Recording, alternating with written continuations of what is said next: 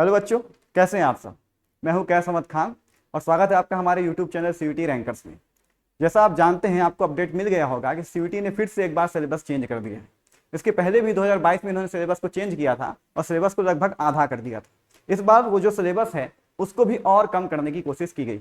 हालांकि बहुत सारे सब्जेक्ट में सिलेबस में थोड़ा ऐड किया गया है, थोड़ा रिमूव किया गया है, लेकिन आज जो सब्जेक्ट हम आपके सामने लेके आए हैं मैथमेटिक्स, ठीक है, अप्लाइड मैथमेटिक्स की यहाँ बात नहीं करेंगे, सिर्फ मैथमेटिक्स की बात करेंगे। इसमें सिर्फ रिमूव किया गया है, कुछ भी ऐड नहीं किया गया है। यानी एक तरह से फायदेमंद ही है ये चीज कि रिमूव किया गया है। काफी सारे टॉपिक रिमूव किए गए हैं, काफी इंपॉर्टेंट टॉपिक रिमूव किए गए हैं, कुछ ऐसे भी टॉपिक रिमूव किए गए हैं जो पहले उतने पूछे नहीं जा रहे थे, तो उनको हटा दिया गया बस, ठीक है। और कुछ इंपॉर्टेंट टॉपिक भी रिमूव कर दिए गए। जो सिलेबस है उन्होंने बनाया है इस एनसीईआरटी के सिलेबस का, जो नया वाला आपका आ चुका है, ठीक है। यानी उसी से मैच कराने की कोशिश की गई है, क्योंकि ये समस्या हो रही थी कि जो बच्चे 12th पढ़ते हैं बोर्ड के लिए, उनका जो सिलेबस है कम होता है और सीयूटी वाले का सिलेबस क्या होता है, ज्यादा होता है। तो जब बोर्ड का एग्जाम होगा उसके बाद उनको सीयूटी के लिए अलग से प्रिपरेशन करनी पड़ती थी। अब वो समस्या खत्म हो जाएगी, क्योंकि उसका जो सिलेबस है बिल्कुल वही हो गया है जो बोर्ड का है। हम पूरा बारीक से जानेंगे कि कौन कौन से आपका क्या है चेंजेस आए हैं आपके इस सिलेबस सीयूटी वाले में, ठीक है। चलिए शुरू करते हैं। मैथमेटिक्स ये तो जान ही रहे हैं आपकी, ये है। पहले ही आप जान लीजिए कि पूरा आपका क्या है पैटर्न तो आपको मालूम होगा, ठीक है। मैं डोमेन, लैंग्वेज, इन सब के बारे में बात नहीं करूंगा, सिर्फ अपने सब्जेक्ट की बात होगी मैथमेटिक्स की, जिसमें ये आपको मालूम होगा कि कुल मिलाकर के 50 क्वेश्चन होते थे, ठीक है। 50 में से करने आपको कितने होते थे, 40। और ये जो क्वेश्चन का बंटवारा होता था वो दो पार्ट में होता था। एक आपको कहलाएगा ए और दूसरा कहलाएगा बी, जिसे हम B1 कह सकते हैं। एक B2 भी था, पर B2 आपका अप्लाइड मैथमेटिक्स है, जो मैथमेटिक्स है वो B1 में है, ठीक। और B1 ही आपको करना है, B2 करना भी नहीं है, ठीक। ए में क्या होता है बच्चों, 15 क्वेश्चन होते हैं।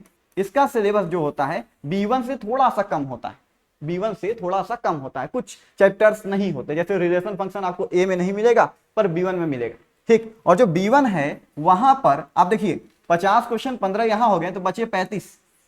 और इसमें से ही बच्चों सिर्फ करना कितना है आपको, 25, ठीक है। करना कितना है आपको, 25 क्वेश्चन करने हैं, ट्राई करने हैं, ठीक। अब देख सकते हो कि जहां आपको ज्यादा सुविधा दी जाएगी वहां पे क्वेश्चन का लेवल थोड़ा बढ़ जाएगा, जहां सुविधाएं थोड़ी कम रहेंगी वहां क्वेश्चन का लेवल थोड़ा कम हो जाएगा और सिलेबस भी थोड़ा यहाँ कम हो जाता है। तो हम सेक्शन ए और सेक्शन B1 दोनों की ही बात करेंगे, ठीक है। कुछ ऐसे टॉपिक्स हैं जो ए और B1 दोनों में सेम है और रिमूव भी जो हुआ है दोनों में सेम तरीके से हुआ है। कुछ टॉपिक ए में पहले से ही नहीं थे, तो पहले हम ए की बात करेंगे, सेक्शन ए में कौन कौन से टॉपिक हैं और कौन कौन से टॉपिक उसमें से रिमूव कर दिया गया है, ठीक है। चलो शुरुआत करते हैं इसकी, ठीक है।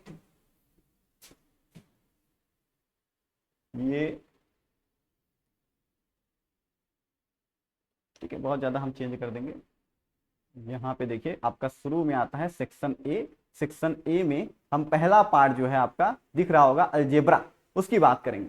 तो वो अलजेब्रा में कोई भी टॉपिक रिमूव नहीं हुआ है, जो सिलेबस था वही सिलेबस है, ठीक है। अलजेब्रा की अगर बात करोगे तो matrix and type of matrix, equality of matrix, transpose of matrix, symmetric, skew symmetric matrix, algebra of matrix, determinant, inverse matrix, solving of simultaneous equation using matrix method, ठीक है। तो मैट्रिक्स उसका प्लस माइनस कितने प्रकार होते हैं, उसमें transpose क्या होता है, सिमेट्रिक स्क्यू सिमेट्रिक क्या होता है, अलजेब्रा का मतलब प्लस माइनस ही समझिएगा।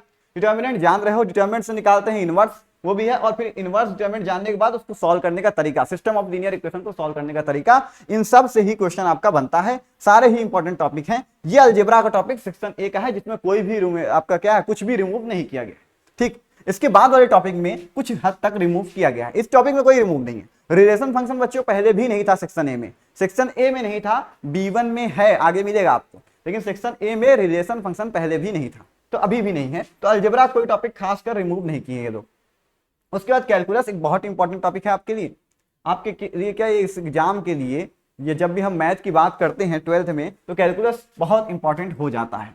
इसमें लगभग सारी चीजें हैं। हायर ऑर्डर डेरिवेटिव की बात करोगे तो यहां इस्तेमाल किया है बच्चों उन्होंने सेकेंड ऑर्डर, ठीक है। डेरिवेटिव तो आप करेंगे ही, डेरिवेटिव वैसे चैप्टर आपका शुरू होता है 11th में, लेकिन डिफरेंशिएशन के मेथड्स आते हैं आपके किसमें, 12th में। उसमें एक मेथड है हायर ऑर्डर डेरिवेटिव, कई बार जब डेरिवेटिव करें तो यहाँ ये क्लियर कर दिए हैं कि सेकेंड ऑर्डर से ऊपर उनको नहीं जाना है, ठीक है। टेंजेंट एंड नॉर्मल ये हिस्सा कट गया, ये हिस्सा यहाँ भी कटा है, और उसके बाद जाओगे तो B1 जो है इसमें भी ये कैंसिल हो गया, तो ये पहला हिस्सा रिमूव हुआ है।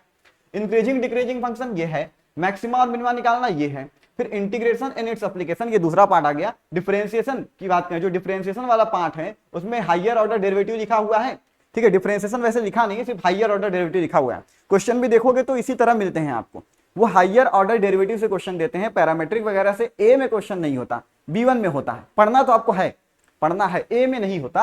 हालांकि ए B1 दोनों ही आपको देना है, कोई छोड़ना तो है नहीं, बस वो कहते हैं कि इसमें सिर्फ हायर ऑर्डर से क्वेश्चन आएगा, ठीक है, और आता भी है लगभग हर साल। इंक्रीजिंग डिक्रीजिंग, वो टेंजेंट नॉर्मल काट दिया, बहुत इंपॉर्टेंट टॉपिक था लेकिन काट दिया उसको, ठीक है। इंक्रीजिंग डिक्रीजिंग है, मैक्सिमा मिनिमा है, तो इसमें एक टॉपिक कटा हुआ है। इंटीग्रेशन की बात करोगे, indefinite integral of simple function, ठीक है, evaluation of indefinite integral, definite, ये सब आपका रहेगा, ठीक है, ये सब आपका रहेगा, इंटीग्रेशन वगैरह आपका पूरा ही रहेगा, ठीक है। कुछ टॉपिक कटे हैं इंटीग्रेशन में भी, लेकिन यहाँ पे सब कुछ है कि indefinite integral of simple function, ये आप जानते हो कि सिंपल फंक्शन का इंटीग्रेशन कैसे होता है, वो जानेंगे। इवैल्यूएशन ऑफ इंडेफिनिट इंटीग्रेशन, अब इसमें आगे आप जाते हो ना, सब्स्टिट्यूशन है, ये सब है, सब कुछ इसके अंदर आ जाता है, वो भी है।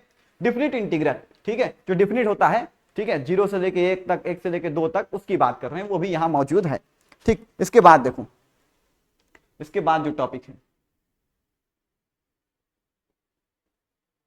हाँ ये आया थोड़ा सा और बस, ठीक है, ये हो गया।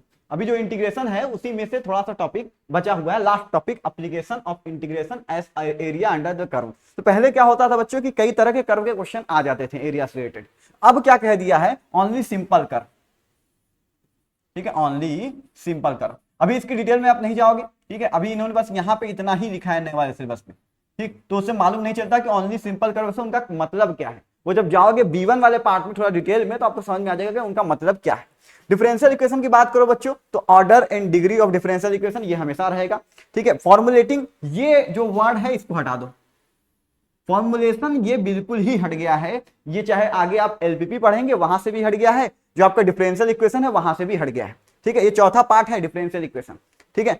फॉर्मुलेशन जो है वो कट गया है, solving of differential equation with variable separable, ये है आपका, ठीक है, ये वाला आपका है। बस फॉर्मुलेशन, उसको बनाने की प्रक्रिया खत्म कर देगी, यानी आपको ऐसा नहीं देगा कि एक वर्ड दे दे या एक सेंटेंस दे दे और उन सेंटेंस पे कहेगी कि इस सेंटेंस को पढ़िए और डिफरेंशियल इक्वेशन को यहाँ पे बनाइए, ठीक है, फॉर्म कीजिए, तो वो करने का काम खत्म हो गया। अगर देखोगे तो पुराने वाले एनसीईआरटी में 6.2 जो है आपका वो फॉर्मुलेशन पर है, वो वाला पूरा चैप्टर ही खत्म हो गया है। अगर नए एनसीईआरटी में देखोगे तो उसमें भी 6.2 को काट दिया है, ठीक है, यानी नए एनसीईआरटी को फॉलो कर रहा है। प्रोबेबिलिटी डिस्ट्रीब्यूशन, ये आप जानते हैं प्रोबेबिलिटी का टॉपिक है। अब इसमें रैंडम वेरिएबल्स इन, तो प्रोबेबिलिटी डिस्ट्रीब्यूशन, ये सब थोड़ा गौर करिएगा। प्रोबेबिलिटी आपके ए सेक्शन में नहीं आती, वो B1 में आती है, लेकिन पढ़ना तो है, तो हम उसको इग्नोर तो नहीं कर सकते, लेकिन ध्यान दीजिए कैसे सिलेबस है, आप कुछ हद तक यहाँ पे कैच कर सकते हैं, समझ सकते हैं कि कहां से क्वेश्चन आने वाला है, क्योंकि कभी प्रोबेबिलिटी आपके सेक्शन ए में था ही नहीं, तो प्रोबेबिलिटी का डायरेक्ट क्वेश्चन कभी सेक्शन ए में नहीं आएगा, ठीक है, सिर्फ डिस्ट्रीब्यूशन का क्वेश्चन आ रहा था अभी तक। इससे पहले प्रोबेबिलिटी डिस्ट्रीब्यूशन पे क्वेश्चन आया था कि एक रैंडम वेरिएबल है, उसका प्रोबेबिलिटी डिस्ट्रीब्यूशन बना दिया गया था। अब क्या किया है बच्चों कि उन्होंने सिर्फ इस वर्ड को रखा हुआ है, ठीक है, और यहां से पूरा जो ये आप देख रहे हैं सब कुछ हटा दिया गया है, ठीक है। इसके बाद नीचे नहीं है शायद, ठीक है, बाइनोमियल डिस्ट्रीब्यूशन है, फिर शायद आपका अच्छा LPP है, अच्छा उसको हम भूल ही गए थे, ठीक है। इसके बाद सारा काट दिया उन्होंने, रैंडम वेरिएबल पर ही छोड़ दिया है, रैंडम वेरिएबल पर छोड़ दिया है। अब क्वेश्चन ये आता है क्या रैंडम वेरिएबल छोड़ दिया तो क्या उसका प्रोबेबिलिटी डिस्ट्रीब्यूशन भी नहीं पूछेगा? तो मुझे ऐसा नहीं लगता कि प्रोबेबिलिटी डिस्ट्रीब्यूशन भी नहीं पूछेगा, क्योंकि रैंडम वेरिएबल क्या है ही, वो थोड़ा सा है, भले अगर आप टॉपिक नहीं जान रहे तो आपको समझ में नहीं आएगा क्या है वो, लेकिन वो बहुत थोड़ा सा है, इतना थोड़ा सा है कि उससे ज्यादा क्वेश्चन बन नहीं पाएगा, ठीक है, बनेगा थोड़ा बहुत बनेगा, ठीक, लेकिन अच्छा क्वेश्चन बनाना है तो प्रोबेबिलिटी डिस्ट्रीब्यूशन पे जाना पड़ेगा, वरना रैंडम वेरिएबल बनाने में उतना मजा आएगा नहीं, उसे MCQ बनाना उसके लिए मुश्किल हो जाएगा। तो शायद वो रैंडम वेरिएबल बोला है तो उसके साथ प्रोबेबिलिटी डिस्ट्रीब्यूशन का क्वेश्चन रखिए, ठीक है। फिर भी हम कहेंगे इस टॉपिक को अपना पढ़ लीजिएगा, रैंडम वेरिएबल वाला टॉपिक अच्छे से क्लियर कर लीजिए, वो सिंपल ही है। रैंडम वेरिएबल समझ गए, प्रोबेबिलिटी डिस्ट्रीब्यूशन समझ गए, एक फॉर्मूला होता है वेरिएंस स्टैंडर्ड का, वो समझ गए, काम खत्म, ठीक है। ये सब शायद आपका लिख रहा है इतना लंबा लंबा सेंटेंस, ये ऐसा कुछ है नहीं, ठीक है। एक्सपेक्टेड वैल्यू मतलब अननोन वैल्यू रहेगी, जो क्या रहेगी आपको निकालना रहता है, सारा जो खेल रहता है प्रोबेबिलिटी डिस्ट्रीब्यूशन के अंदर ही खेला जाता है, ये रहेगा तो वो सारा ही चीज आपको समझ में आ जाएगा, ठीक है। भले ही लग रहा है कि 3 लाइन में बहुत बड़ा है, लेकिन ऐसा है नहीं, वो रैंडम वेरिएबल के नाम पे थोड़ा सा आगे जाते हैं, आपके तीनों लाइन क्लियर हो जाता है। ये है थोड़ा बड़ा बाइनोमियल डिस्ट्रीब्यूशन, ये अलग हो गया ना, ये अलग चीज हो गया, अलग टॉपिक हो गया, तो ये नहीं है, ये श्योर है कि ये आपका नहीं है। पर रैंडम वेरिएबल जब पढ़िएगा तो इसको जो साथ में है पढ़ दीजिएगा, ठीक है। अगर आप पढ़ेंगे तो मालूम चलेगा रैंडम वेरिएबल के साथ प्रोबेबिलिटी डिस्ट्रीब्यूशन, वेरिएंस, ये सब बहुत छोटे टॉपिक हैं, ठीक है, इनको इग्नोर करना बेकार ही है, आप लेके ही चलिए उनको, हालांकि लिखा सिर्फ रैंडम वेरिएबल। चलो अब चलते हैं इस सेक्शन ए के आखिरी टॉपिक पे। जो आखिरी टॉपिक है वो क्या है? Linear programming, mathematical formulation of linear programming problem, ठीक है। यहाँ पे क्या है, तो फॉर्मुलेशन आ गया, फॉर्मुलेशन वाले काम अब नहीं करने हैं, तो ये जो आपका लाइन है अपने आप ही कट गया। ठीक है, मैथमेटिकल फॉर्मुलेशन, फॉर्मुलेशन यानी आपको सेंटेंस देके, कहानी दे करके आपको कुछ भी अब नहीं करना है। ठीक है, ये आपको एक कहानी दे दिया है और आप एलपीपी प्रॉब्लम क्या है उसको बताइए, तो वो अब नहीं आने वाला, वो आप छोड़ दीजिए। यहां पे देखेंगे graphical method of solution for problems in two variables. ठीक है, feasible and infeasible region, optimal feasible solution. तो देखोगे जब तुम ग्राफिकल या कह सकते हो ग्राफिकल मेथड से आप लीनियर प्रोग्रामिंग प्रॉब्लम को सॉल्व करने जाते हो, तो ये सब तो उसी में आते हैं। उसी में तो आप जान जाते हो कि फिजिबल रीजन क्या है, इनफिजिबल रीजन क्या है, ऑप्टिमल फिजिबल सॉल्यूशन क्या होता है, कैसे निकालते हैं। असल में ये जो तरीका है वो ऑप्टिमल फिजिबल सॉल्यूशन निकालने का ही तरीका होता है। यानी ये तीनों लाइन असल में एक ही है, एक ही चीज पढ़नी है आपको कि ग्राफिकल मेथड से हमें सॉल्व करना आना चाहिए, और वो नहीं काटा है, वो आपका है, ये हिस्सा आपका है। ऊपर वाला लाइन आपका काट दिया, फॉर्मुलेट आपको नहीं करना है। तो मैं थोड़ा छोटा कर दूंगा, आप एक बार देख सकते हैं इसको अच्छे से। ठीक है, कोशिश करेंगे कि इतना छोटा हो कि आप पूरा देख भी लें एक बार में। ठीक है, और सबको नजर भी आ जाए, ये देख सकते हो। ठीक है, अब पूरा देख सकते हो कि स्क्रीन पे पूरा सेक्शन ए वाला आ गया है, उसे अच्छे से देख लो और कोशिश करो कि उस पर फोटो खींच लो। ठीक है, वही सबसे सही रहेगा आपके लिए। इसको फोटो खींच लो तो दूसरे पे टॉपिक पे हम लोग चले। जो सेक्शन B1 वाला है वो आपका इंपॉर्टेंट है।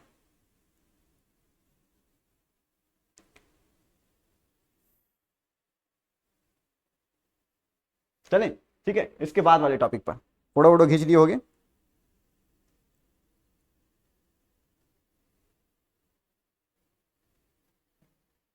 कहाँ आ गए हम? अच्छा, आगे आगे। ठीक है, थोड़ा बड़ा करेंगे इसको। ठीक है, ज्यादा बड़ा हो गया।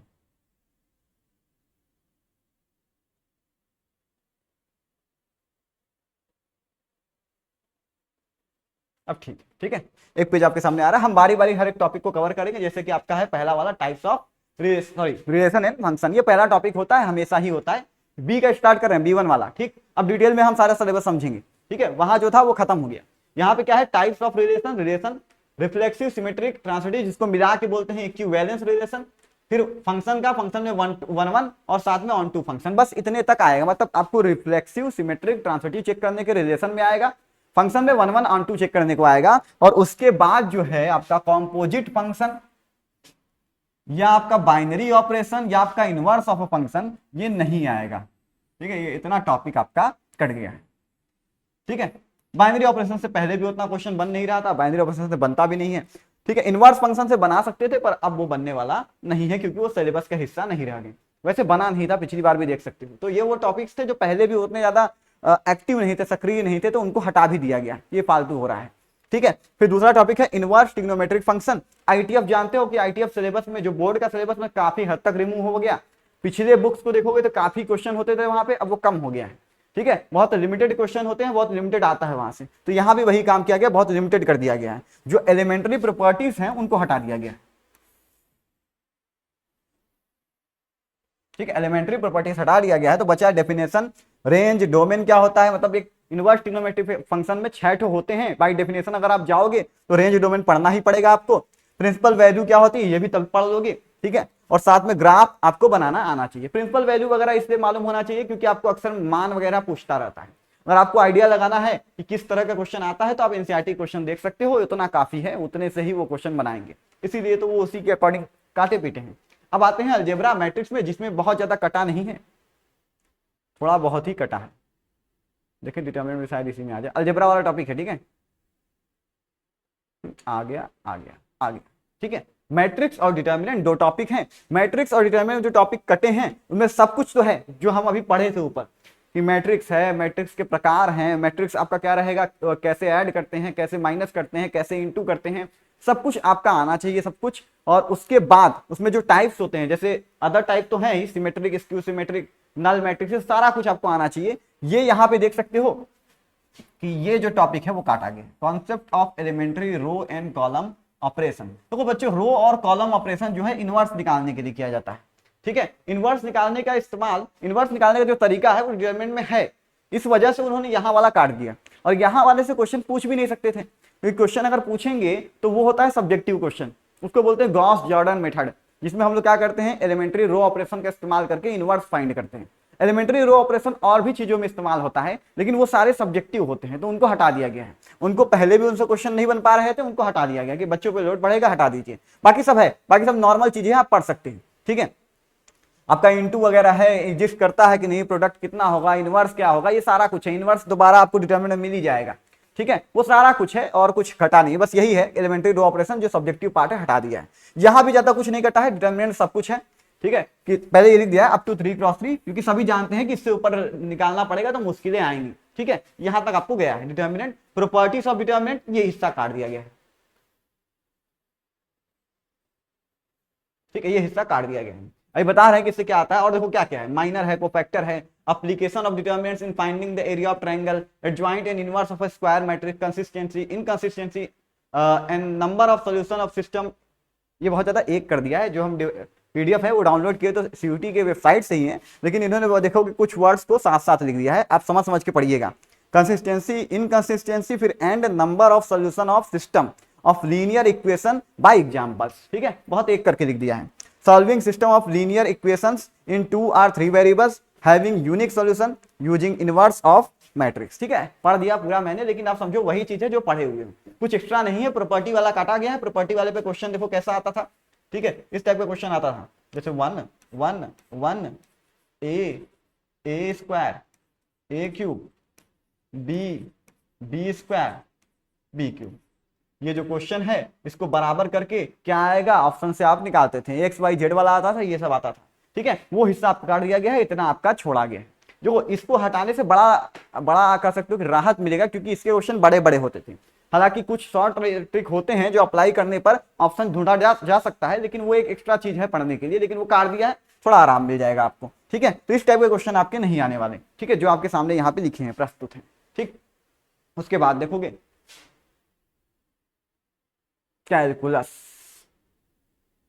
कैलकुलस में हम पीछे बात कर चुके हैं, बहुत ज्यादा उसमें बदलाव नहीं है, उसी तरह क्वेश्चन को काटा गया। ठीक है, continuity, differentiability, derivative of composite function. देखो डेरिवेटिव ऑफ कंपोजिट फंक्शन नए वाले सिलेबस में नहीं लिखा है, तो मत सोचो कि वो कट गया है। डेरिवेटिव ऑफ कंपोजिट फंक्शन का मतलब है चेन रूल। चेन रूल लिखा है वो। ठीक है, तो चेन रूल है मतलब वो है, मतलब यहाँ कुछ नहीं कटा है। कॉन्टिन्यूटी, डिफरेंशिएबिलिटी, चेन रूल, जिसे हम कह रहे हैं derivative of composite function, derivative of inverse trigonometric function ये भी है, इम्प्लिसिट फंक्शन ये भी है, एक्सपोनेंशियल लॉगरिथम वो भी है। ठीक है, फिर उसके बाद क्या है, लॉगरिथमिक डिफरेंशिएशन, वो सब उसी में आ गया। ठीक है, derivative of function express in parametric form ये भी है।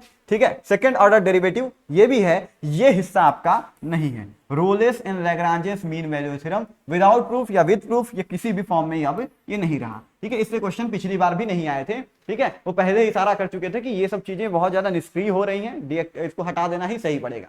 बाकी सब कुछ है। ठीक है, बाकी सब कुछ है, कॉन्टिन्यूटी, डिफरेंशिएबिलिटी, और उसके बाद सारा ही एक्सरसाइज है। ठीक है, क्योंकि आप शुरू से ही पढ़ते हो, पहले पढ़ते हो क्या, इम्प्लिसिट फंक्शन, फिर पढ़ते हो क्या, आप शायद एक्सपोनेंशियल पढ़ सकते हो, उसके बाद आईटीएफ पढ़ सकते हो, उसके बाद पैरामेट्रिक पढ़ देते हो, फिर आपका हायर ऑर्डर में आता है जिसमें वो बोला है कितना तक चाहिए, सेकंड ऑर्डर में चाहिए। ठीक है, ये 5 एक्सरसाइज आपके रहते हैं। रोले वाला पहले ही हटा दिया था, क्वेश्चन नहीं दे रहा था, अब सिलेबस से भी हटा दिया है। एप्लीकेशन ऑफ डेरिवेटिव में आपको पहले ही बताए थे, ए वाले में ही, कि टेंजेंट और नॉर्मल को इन्होंने काट दिया है। और एक और चीज काटी गई है, वो क्या है, अप्रॉक्सीमेशन। देखो ये दोनों ही टॉपिक से क्वेश्चन आते थे, तो वो टेंजेंट नॉर्मल फिर से लिख दिया है। ठीक है, ये दोनों ही टॉपिक से क्वेश्चन आते थे, लेकिन अब इन्हें काट दिया गया है, यानी 2-3 क्वेश्चन जहां से आते थे वो हिस्सा हटा दिया गया है। बाकी सब कुछ है। इसमें क्या क्या आता है, रेट वाला आता है, इंक्रीजिंग डिक्रीजिंग वाला आता है, मैक्सिमा मिनिमा वाला आता है। देखो यहाँ पे लिखा है first derivative test, motivated geometrically वगैरह वगैरह वगैरह वगैरह सब कुछ लिखा है, लेकिन अब वो पूरा एक पे लिख दिया है, थोड़ा अपना समझ लेना पढ़ के, थोड़ा सा एक्स्ट्रा हो गया है। ठीक है, लेकिन जो सेकंड ऑर्डर डेरिवेटिव होता है वो मेन होता है। फर्स्ट ऑर्डर वाला आपको पढ़ लेना है, थोड़ा सा समझ गए, आपका समझ हो जाएगी क्या मतलब होता है फर्स्ट ऑर्डर डेरिवेटिव का, लेकिन आपका जो सेकंड ऑर्डर है उससे ज्यादा काम होता है। ठीक है, सिंपल प्रॉब्लम है आपके, to illustrate basic principle and understanding of subject वगैरह वगैरह, आप समझ जाइए कि वो सिंपल क्वेश्चन आपको देंगे जो आपके सिलेबस से मैच खाता है और आपके अंडरस्टैंडिंग को बस समझ रहा है। बाकी कटने वाला कौन है, टेंजेंट नॉर्मल, अप्रॉक्सीमेशन और फिर टेंजेंट, फिर दोबारा आ गया बस। ठीक है, ये 2 टॉपिक कटे हैं, इससे क्वेश्चन, इन दोनों से टॉपिक से क्वेश्चन हमेशा ही आता था, उससे एक क्वेश्चन आते थे अप्रॉक्सीमेशन से। ठीक, चलो आगे चलें।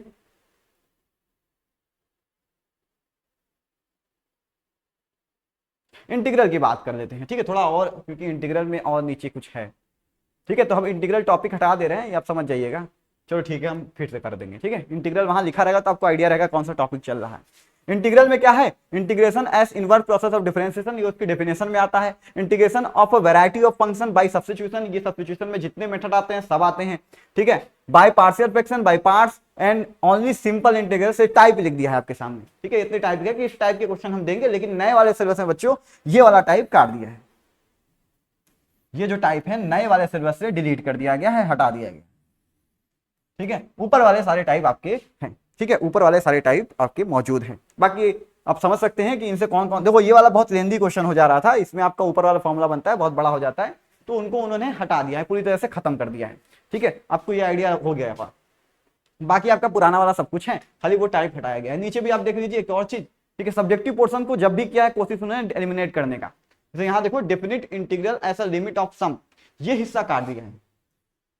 ठीक है, लिमिट के तौर पे छोटे छोटे इंटीग्रेशन हम लोग करते थे, लेकिन वो बहुत बड़े बड़े पेजेस लिया करते थे, वो सब्जेक्टिव मजेदार था, ऑब्जेक्टिव में उसका कोई काम था भी नहीं, पहले क्वेश्चन नहीं बन रहा था, बच्चे ज्यादा सोचे ना इसको देख करके, तो उनको हटा दिया गया। ठीक है, काम उसका नहीं था।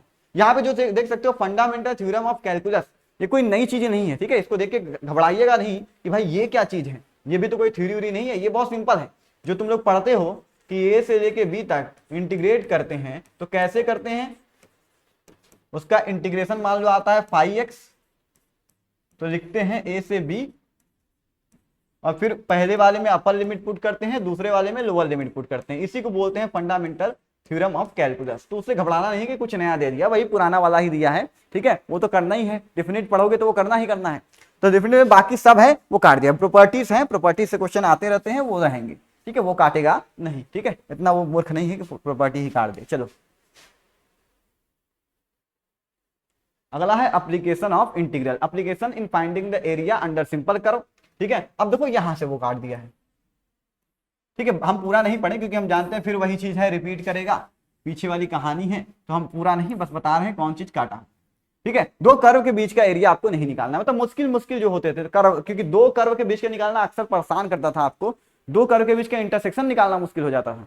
तो अब ऐसा कुछ नहीं है, अब आपके सामने सिंपल कर्व रहेंगे, और वो भी बोला है कि अगर कोई अलग से कर्व आते हैं तो सर्कल के, पैराबोला के या इलिप्स के आएंगे, वो भी बिल्कुल स्टैंडर्ड फॉर्म में आएंगे। स्टैंडर्ड फॉर्म फिक्स होते हैं सबके, आपको याद होगा कि जैसे अगर पैराबोला की बात कर रहे हो तो इसमें फिक्स होता है कि इस टाइप का होगा या इस टाइप का होगा। ऐसा स्टैंडर्ड फॉर्म क्यों जरूरी होता है, इक्वेशन के लिए जरूरी नहीं होता, वो जरूरी होता है ग्राफ बनाने, क्योंकि एरिया बगैर ग्राफ निकाले आप बनाए आप ठीक से निकाल नहीं पाएंगे, वो दिक्कत करेगा आपको। ठीक है, और वो ऐसा क्वेश्चन देते हैं कि ग्राफ बनाइए तो आपको समझ में आएगा किसका एरिया निकालना है। तो अगर आप इसको समझ लेंगे circle, parabola, ellipse standard form में, तो आपके लिए थोड़ा आसानी हो जाएगा। स्टैंडर्ड फॉर्म के अलावा कोई और फॉर्म होता तो फिर वो बहुत ज्यादा ही डिफिकल्ट होने लगता हम लोगों के लिए, तो उन्होंने हटा दिया। ठीक है, उन्होंने उसको हटा करके छोटा कर दिया।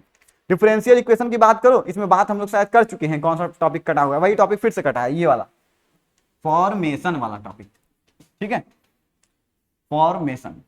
ठीक है, फॉर्मेशन अब आपको नहीं करना है, आपको कोई भी डिफरेंशियल इक्वेशन बनाने की जरूरत अब नहीं है, किसी भी आधार पर चाहे कुछ भी दिया हो, आपको बनाने की जरूरत नहीं है। तो ये हिस्सा आपका कैंसिल हो गया।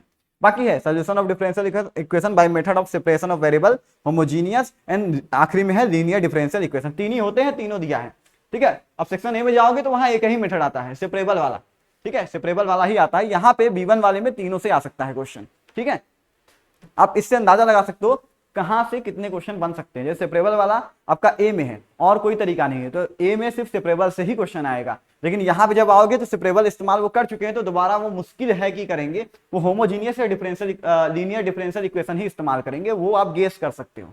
लेकिन ये सिर्फ गेस करने वाली बात है, आपको पढ़ना तो पूरा ही है। बाकी ये पुराना वाला ही है, एक फॉर्म लीनियर का ये वाला होता है, एक इसके नीचे वाला होता है। ठीक है, ये दोनों ही फॉर्म है।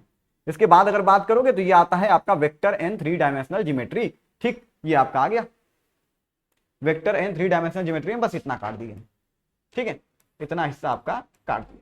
ठीक, होता क्या है देखो, वेक्टर स्केलर में फिर आपका मैग्नीट्यूड है, डायरेक्शन है, फिर डायरेक्शन कोसाइन रेशियो है, ये सब पहले की तरह है। टाइप कौन कौन से होते हैं, कौन तरह के वेक्टर हैं, पोजीशन वेक्टर क्या होता है, नेगेटिव कैसे निकालते हैं, जोड़ते कैसे हैं, गुणा कैसे करते हैं, पोजीशन वेक्टर क्या होता है। ठीक है, जब एक पॉइंट को वेक्टर डिवाइड कर रहा है तो रेशियो कैसे निकाले, ये वो क्या कहते हैं, उसको क्या कहते हैं, उसका नाम हम भूल गए, चलो कोई नहीं। वो सेगमेंट वाला जो क्वेश्चन होता है रेशियो निकालने वाला, वो सब आपका बच्चों वाला क्वेश्चन है, लिखा बहुत बड़ा है पर है बहुत छोटी छोटी चीजें, ये बहुत ज्यादा टफ नहीं है। जहां शुरू होता है स्केलर प्रोडक्ट ऑफ वेक्टर, यहां से क्वेश्चन बनते हैं। उसका एप्लीकेशन प्रोजेक्शन, ठीक है, देखोगे तो नए वाले में लिखा है प्रोजेक्शन नहीं लिखा है, वो लिखा एप्लीकेशन।